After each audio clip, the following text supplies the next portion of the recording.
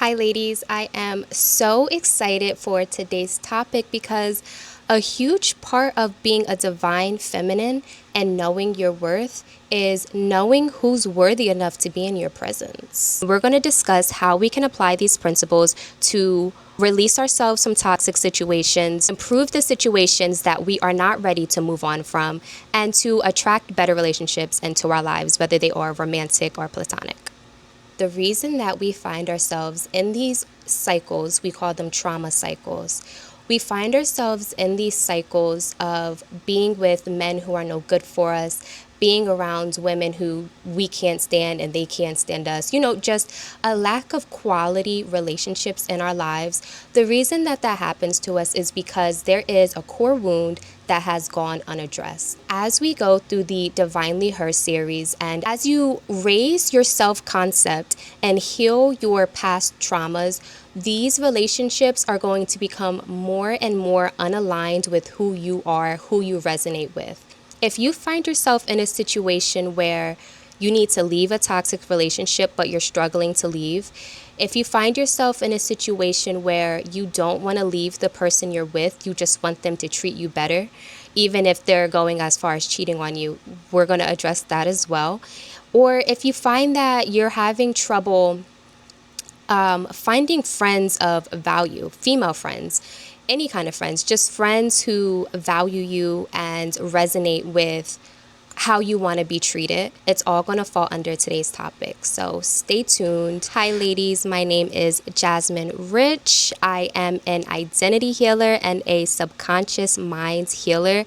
And this is Divinely Her, episode 4. Today we are taking the principles of the observer effect, which I spoke about in episode 3, last week's episode of Divinely Her, and we're combining it with the objective of the Divinely Her series, which is shifting our identity and becoming our highest selves. The observer effect tells us that what we observe, we experience. On a spiritual level, that translates to what we expect, we receive.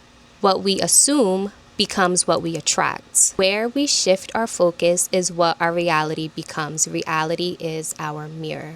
When I first heard this principle, the first thing I automatically thought about is when people don't believe in God, they tend to have less God-like experiences, but when somebody believes in God and puts their focus on God, they tend to experience more miracles in their lives. If their focus is on lack, they're going to experience lack. If your focus is on wealth, you're going to experience wealth. If your focus is on getting cheated on, you're going to get cheated on. If your focus is on, I'm such a worthy woman that... Okay, hold on. I'm getting ahead of myself. I'm getting like tongue-tied and stuff. When I get ahead of myself, I get excited and then I get... All right, let me chill. Let me refer to my notes. Hold on. When you're in a toxic relationship, being cheated on, surrounded by low vibrational, low value men and women, platonic and romantic, it's not because you deserve it. It's not because that's what you're looking for. It's not because that's what you want to put up with. It's because your subconscious identity is still observing the world from a place of fear. Our bodies become addicted to the cortisol that is being released anytime our bodies are experiencing high levels of stress. Cortisol is being released into our bodies, and our bodies become physically addicted to these high levels of stress, to the cortisol that these high levels of stress cause. It's not that you don't want to leave. It's not that you don't want better. It's not that you don't believe you deserve better.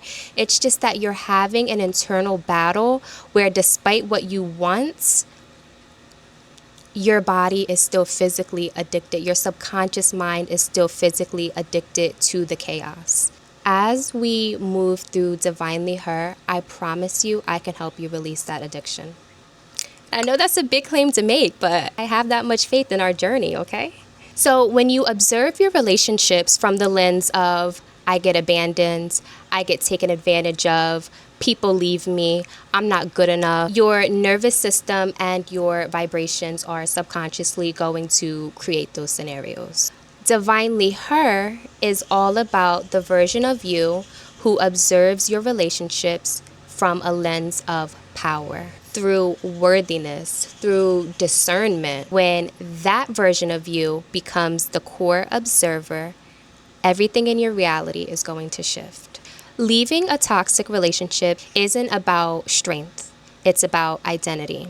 The version of you who stayed is not the version of you who is showing up today and choosing to rise. You didn't stay because you're weak. You stayed because your subconscious is still observing love through the lens of your wounds, not your worth. When you observe yourself as a woman who chooses peace, who chooses devotion, who chooses a partner that cherishes you, your body stops accepting chaos as normalcy. Let's say you don't want to leave your relationship because you love him so much. He's just cheating on you and you need him to stop. Nobody can say whether that is the right choice or the wrong choice for you other than yourself. As you shift into your identity, your highest identity, everything is going to work itself out. And hold on, let me get a little closer to the camera because I'm very serious about what I'm going to say. I don't believe in forcing ourselves to do anything before we're ready to. Everything will happen when the time is right. So if you are with somebody who is mistreating you, but you genuinely can't find it in you to walk away, I'm going to reiterate, nothing is wrong with you. Your body is experiencing a physical addiction or maybe it genuinely is your person and you just need to get your self-concept together so you can begin being treated correctly. That's not for anybody else to say or judge you on. That's up to you. But I'm about to tell you how to stop getting cheated on. Being cheated on is not a reflection of your beauty or your value. It's a reflection on what your subconscious mind normalized due to past imprints and past traumas and past pains. Some women get cheated on all the time, repeatedly, not because they're unworthy, but because their nervous system is conditioned to expect betrayal and inconsistency. Once you genuinely shift that identity, the cycle ends. Your highest self, she doesn't settle for breadcrumbs. She doesn't tolerate inconsistency, and she doesn't stay for potential. Observe yourself differently, and you will automatically begin choosing differently. Even when it comes to friendships, platonic as opposed to romantic, you attract the friendships that your identity feels safe with. If you keep attracting jealous, competitive, draining women, look at the version of yourself that you are identifying with. Low-value relationships come from low-value self-observation. High-value friendships come from a healed identity. When you rise into divinely her, your highest self, you naturally attract women who are nurturing, powerful, intentional, because you've become that woman too. The last toxic friendship that I had, I noticed an insecure cycle within myself where sometimes she would tell me good news that she was experiencing, and I would feel a pang of jealousy surge through me when she would share her news, and it was kind of hard for me to be happy for her sometimes. I made it a point to begin praying for myself that I could show up as a better friend for her. I needed a couple of things to happen within me before I could show up better for somebody else. I needed to start showing up better for myself first. I needed to figure out what is it that she says that makes me jealous and why am I jealous? So that's where I began, and within months I was able to heal that version of me. And when she would tell me and share things with me, I was able to feel genuine happiness for her. It's a practice that I was so devoted to. I was determined to be a better friend to all of the women around me. As I worked on myself and I observed toxic cycles that I was bringing to these relationships, and I began healing them one by one, my friends began falling away one by one. And then I realized, yes, I was a problem, but apparently so were they. Because the more healed I became, the less these friends resonated with me. That actually brings me to my next point, which is that periods of isolation, periods where you separate from the person that you're with romantically, periods where you take a step back from platonic friendships, your isolation periods are not loneliness. They are identity recalibration. When God isolates you, it's not punishment, it's preparation. Isolation is where your nervous system resets. It's where your identity rewrites itself. It's when your standards harden into truth. Now you're able to understand what your boundaries are and stick to your boundaries.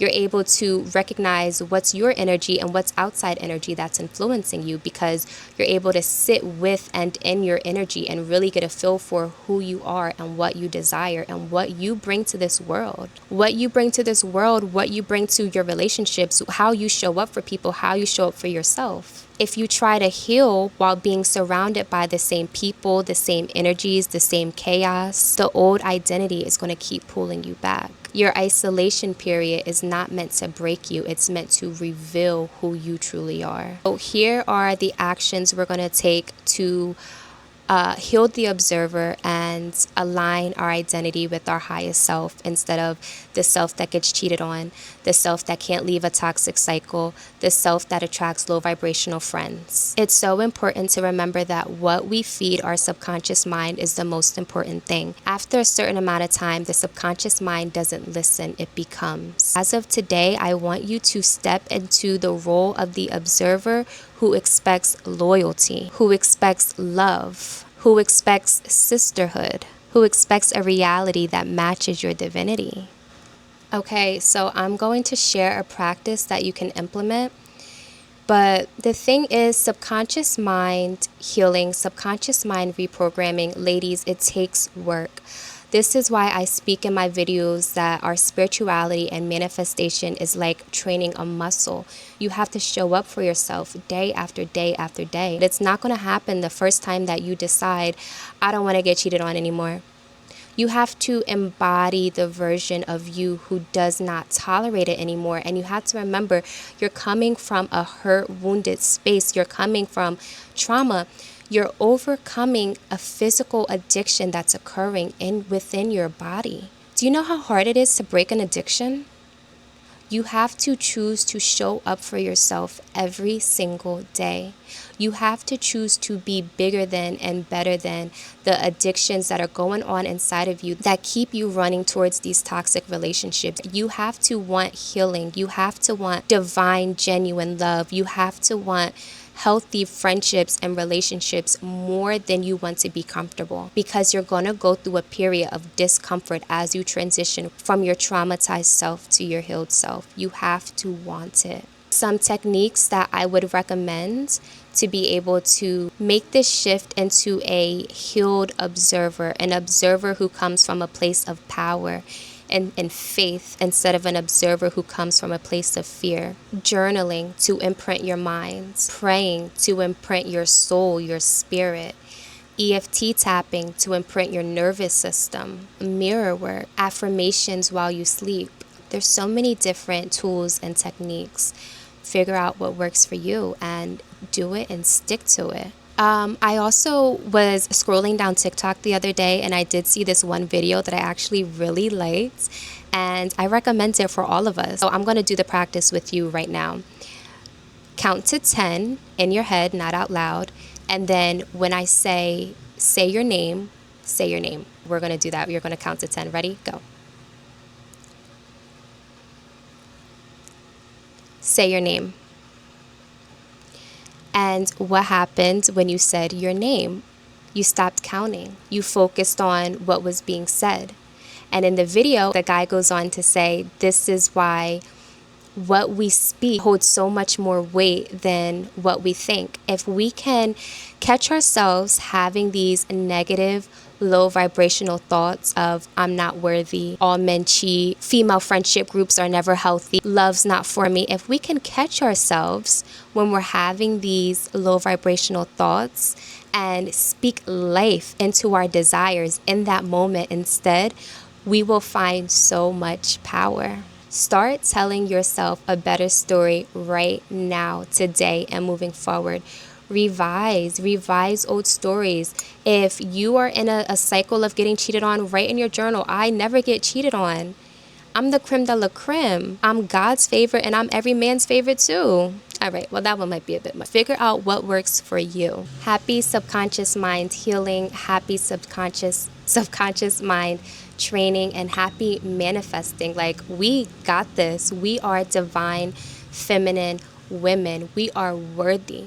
We are worthy of loyalty. We are worthy of the same devotion that we wake up and we give to God every day.